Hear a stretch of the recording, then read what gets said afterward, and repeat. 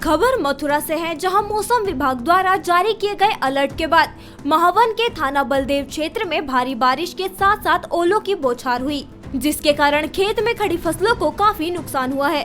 बता दें कि एक तरफ जहां किसान गोवंश से परेशान हैं, तो वहीं दूसरी तरफ इंद्रदेव ने किसानों को बर्बाद करने में कोई कसर नहीं छोड़ी।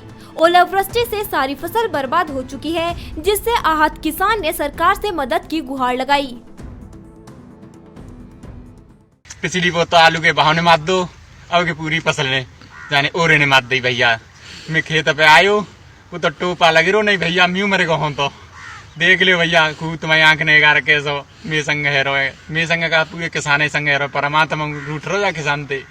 अब क्या करे, कबो भाव तो कबो म्यो, कबो इंद्रो, कबो जो ओरे रही सही कसर। पहली पोत का मड़ावली में बड़े बूढ़े बताया ना कि जीवन में पहली पोते थे ओरो देखो नहीं।